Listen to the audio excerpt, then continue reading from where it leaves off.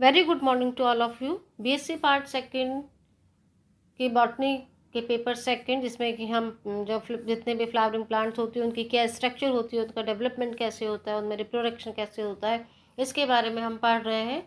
जो है इसमें हमने vegetative as well as reproductive parts के बारे में पढ़ा है।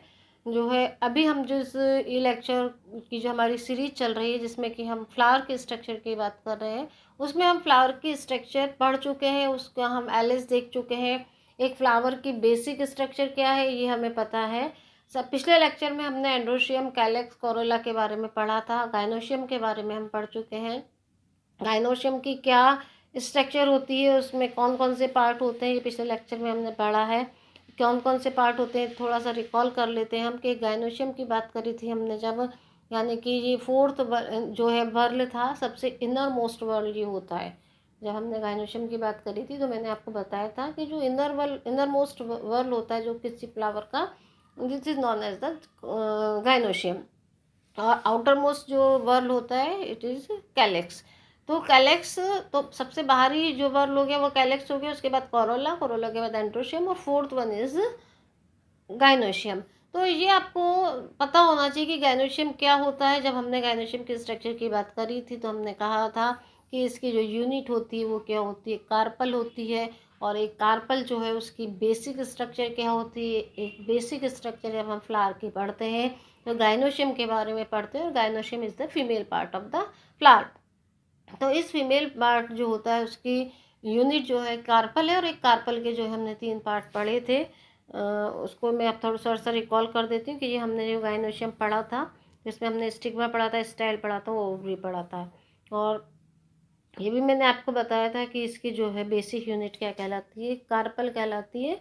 और जो कार्पल जो होती है ये अलग अलग जो है इसकी स्ट्रक्चर हो सकती थी, इसके बारे में हमने पढ़ा था कि इसमें जो है मल्टी कार्पलरी भी हो सकते हैं, टेट्रा कार्पलरी हो सकते हैं, वो हमने पढ़ा था। साथ ही हमने पोजीशन भी पढ़ी, 3 तरह की हमने पोजीशन पढ़ी थी ओवरी की। एक तो हमने पढ़ी थी सुपीरियर पढ़ी थी, सेमी इन्फीरियर पढ़ी थी, और इन्फीरियर पढ़ी थी। और इसके आधार पर जो है हमने किसी भी जो है गाइनोशियम का एक डिस्क्रिप्शन हमने पढ़ने की कोशिश करी थी। नंबर ऑफ लोक्यूल्स भी हमने पढ़े थे, यूनिलोक्यूलर, बायलोक्यूलर, ट्राइलोक्यूलर, टेट्रालोक्यूलर, पेंटालोक्यूलर और मल्टीलोक्यूलर। तो ये हम पढ़ चुके हैं। इसके बाद ये स्टिग्मा है टॉप पर, इस पर हम आगे बात करेंगे। आज हम जो बात करने जा रहे हैं वो प्लेसेंटेशन की बात करने जा रहे हैं। फिर प्लेसेंटेशन होता क्या है, इसकी परिभाषा क्या है, किसी भी फ्लावर में इसका रोल क्या होता है, इनमें जो है किस किस तरह के टाइप्स होते हैं, ये आज हम इस लेक्चर में देखने और समझने की कोशिश करेंगे। अब व्हाट इज़ प्लेसेंटेशन। प्लेसेंटेशन पढ़ने से पहले हमें पता होना चाहिए, क्योंकि आपसे पूछा जाता है, जैसे मान लो कई बार जो है पार्ट सी जो आपके क्वेश्चन पेपर आता है उसका पार्ट सी आता है, उसमें अगर मान लो ऐसे टाइप क्वेश्चन भी आता है तो उसकी शुरुआत में कई बार पूछा जाता है right the definition of presentation and describe its various type. तो आपको डेफिनेशन तो पता होनी ही चाहिए, कहीं पर भी आपसे पेपर में पूछी जा सकती है। इवन जब प्रैक्टिकल में भी जो है आपसे कई बार जो है मौखिक प्रश्न या वाइवा होता है तो उसमें आपसे इस तरह के प्रश्न पूछे जाते हैं कि प्रेजेंटेशन होता क्या है। तो प्रेजेंटेशन क्या है actually. Presentation is a mode of arrangement of ovules on the chicken disease like placenta of the ovary is called presentation. तो आगे वाले डायग्राम में आपको समझ आ जाएगा कि प्लेसेंटेशन होता क्या है। तो कौन कौन से तरह के होते हैं ये प्लेसेंटेशन, इसको हम समझ लेते हैं। ये देखिए टाइप्स ऑफ प्लेसेंटेशन। मार्जिनल हो सकता है, एक्साइल हो सकता है, पैराइटल हो सकता है, free central, basal and superficial. अब जो ये 6 टाइप के आपको प्लेसेंटेशन यहाँ पर दिखाई दे रहे हैं, इनमें हम जान लेंगे और समझेंगे कि भाई ये होता क्या है, क्योंकि जब आप प्रैक्टिकल में डिस्क्रिप्शन करेंगे तो आपको जो है तो आपको इस इन जो है प्रेजेंटेशन का आपको डायग्राम भी बनाना होता है ना, सेक्शन कटिंग करके प्रेजेंटेशन का टाइप आपको डिस्क्राइब करना होता है। सबसे पहले आप देखिए ये मार्जिनल। अब मार्जिनल आपको दिख रहा है एक्चुअल में क्या, जब आपको ध्यान हो कि जब हमने सिंपल हो सकता है गाइनोशियम या कंपाउंड गाइनोशियम हो सकता है, तो ये जो मार्जिनल जो प्रेजेंटेशन होता है वो नॉर्मली जो है मोनोकार्पलरी और एपोकार्पस होते हैं। और जो ओव्यूल होता है वो कहाँ लगा रहता है, इस तरह से किनारे पे लगा रहता है। देख लीजिए आप कि क्या है, मोनोकार्पलरी, एक ही जो है कार्पल है इसमें। तो इस तरह के जो प्रेजेंटेशन होते हैं वो कौन से प्रेजेंटेशन कहलाते हैं, मार्जिनल प्रेजेंटेशन कहलाते हैं। और इसका एग्जाम्पल है क्रोटोलेरिया। इस बार अब बात करते हैं एक्साइल की। एक्साइल में क्या होता है, the ovary syncarpous and the number of locules, ये आपको दिख रहा है ना, locules correspond to the number of the carpels, यानी कि कार्पल्स के जो है बराबर ये होते हैं ओव्यूल एंड, और जो ओव्यूल्स होते हैं attach to the placentae in the inner angle of the locules, ये आपको दिख रहा है ना, इनर एंगल पर जो है जुड़े हुए रहते हैं। तो इस तरह का प्रेजेंटेशन कौन सा प्रेजेंटेशन कहलाता है, एक्साइल प्रेजेंटेशन। हिंदी में कहें तो हम अक्षी, अक्ष से जुड़ा हुआ है, अक्ष से जुड़ा हुआ है, तो इस तरह का प्रेजेंटेशन क्या कहलाता है, एक्साइल प्रेजेंटेशन कहलाता है। और इसका एग्जाम्पल है हिबिस्कस अगेव कैना, इसके इसमें जो है इस तरह का प्रेजेंटेशन पाया जाता है। तीसरा देखिए पेराइटल, ये देखिए पेराइटल। अब पेराइटल ये आपको दिख रहा है, ये वाला पेराइटल। अब इसमें जो होता है क्या होती है कि इस तरह की जो ओवरी होती है वो सिनकार्पस और यूनिलोक्युलर होती है। लोक्यूले एक ये देखिए आप, यूनिलोक्युलर है और सिनकार्पस ओवरी है। इसके बाद क्या होता है कि ovules are attach to the placenta that are developed along the inner wall of the ovary, ये देखिए दिख रहा है। तो ये वाला जो है प्रेजेंटेशन कौन सा प्रेजेंटेशन कहलाता है, पेराइटल प्रेजेंटेशन कहलाता है। इसके बाद देखिए चौथा फ्री सेंट्रल, ये देखिए ये है फ्री सेंट्रल, ये इसका टीएस है और ये इसका एलएस है, दिख रहा है ना फ्री सेंट्रल, ये टीएस कटा हुआ है और ये एलएस है। फ्री सेंट्रल में क्या होता है कि ओवरी सिनकार्पस है यूनिलोक्युलर, ये दिख रहा है यूनिलोक्युलर है दोनों में, और सिनकार्पस ओवरी होती है, और placenta developed as the pillar like structure at the centre of the ovary, ये देखिए सेंटर में डेवलप हो रहा है। और इसके ऊपर क्या होते हैं, ये ओव्यूल्स हैं। तो ये कौन सा है प्रेजेंटेशन, फ्री सेंट्रल प्रेजेंटेशन है, और डायंथस में इस तरह का प्रेजेंटेशन पाया जाता है। इसके बाद देखिए बेसल, बेसल में क्या होता है, ये देखिए बेसल प्रेजेंटेशन। इसमें क्या हो रहा है कि जो ओवरी है वो थी सिनकार्पस है और यूनिलोक्युलर, ये दिखी दे रहा है आपको कि ओवरी कैसी है, यूनिलोक्युलर ओवरी है, और placenta develop at the floor of the ovary and it bears the single ovule, floor पर हो रहा है और एक सिंगल ओव्यूल को बियर करा हुआ रहता है, और उदाहरण इसका क्या है पोलिगोन है। तो ये कौन सा प्रेजेंटेशन है, बेसल प्रेजेंटेशन। इसके बाद सुपरफिशियल, ये देखिए सुपरफिशियल, सुपरफिशियल में भी ओवरी क्या है सिनकार्पस होती है और मल्टीलोक्युलर होती है, देखिए आप मल्टीलोक्युलर दिख रहे हैं आपको, और ovules are attach to the septa और the coral base between the locules, ये देखिए यहाँ पर बिटवीन जो बीच वाली वॉल्स है ना, इस पर जो है जो ओव्यूल्स अटैच्ड होते हैं, दिख रहे हैं ना, ये देखिए ये इस तरह से जो ओव्यूल्स अटैच्ड होते हैं, इसकी जो वॉल होती है उसके ऊपर। तो इस तरह के जो है प्रेजेंटेशन कौन सा प्रेजेंटेशन कहलाता है, सुपरफिशियल प्रेजेंटेशन कहलाता है, और निम्फिया में इस तरह का प्रेजेंटेशन होता है। तो इस तरह से हमने 6 जो है प्रेजेंटेशन के टाइप्स पढ़े, marginal, axile, parietal, free central, basal and superficial. आपको इन सब के एग्जाम्पल भी पता होने चाहिए, तो मैंने एग्जाम्पल आपको बताए, उनको आप ध्यान में रखें, और इन डायग्राम के आधार पर इनको समझने की कोशिश करें कि एक्चुअल में किस तरह से जो है अरेंजमेंट होता है, क्योंकि प्रैक्टिकल के पॉइंट ऑफ व्यू से ये बहुत इंपॉर्टेंट है।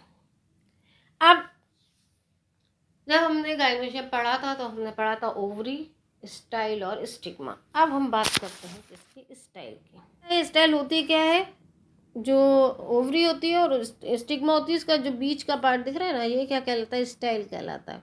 अब स्टाइल्स की अलग अलग फॉर्म होती हैं। सबसे पहले हम बात कर लेते हैं पहली फॉर्म की, कंडुप्लिकेट फॉर्म, ये आपको डायग्राम में दिख रहा है। इसमें क्या होता है कि हंसिए के समान जो वक्र होता है, उदाहरण इसका क्या है, पाइसम सटाइवम।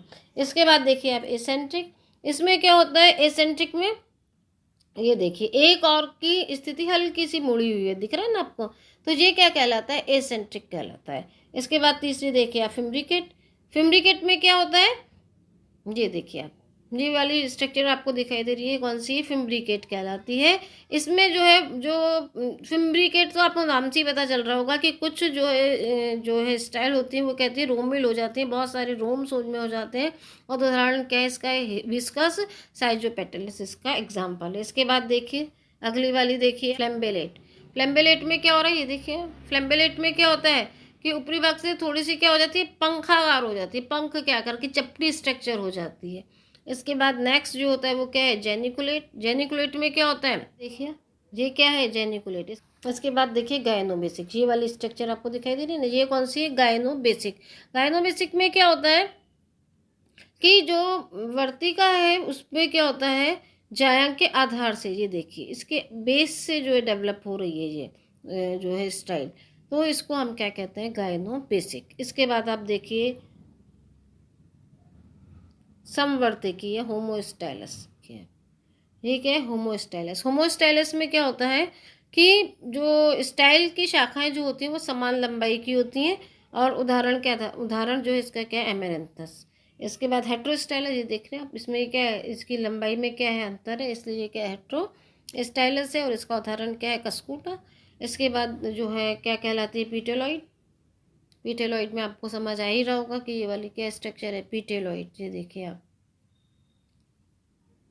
देख रहे हैं ना, चपटी रंगीन हो सकती है, उदाहरण क्या कहना है इसका। इसके बाद ये है अम्ब्रिकेट या छत्रक रूपी, ये देखिए आप, छत्र के रूप में छाते के आकार की दिखाई देती हैं, तो इस तरह को जो है हम क्या कहते हैं, अम्ब्रिकेट। उदाहरण इसका क्या है, सर्सिनिया। तो ये फॉर्म्स है किसकी, स्टाइल की। तो इस तरह की आपको पता होना चाहिए कि कौन कौन सी स्टाइल का आकार हो सकता है। अब फॉर्म्स, स्टिग्मा हमने पढ़ा था, टॉप जो वाला पार्ट जो होता है, ओवरी पढ़ी थी, स्टाइल पढ़ा था। इसके बाद लास्ट जो पार्ट होता है वो होता है गैनीशियम।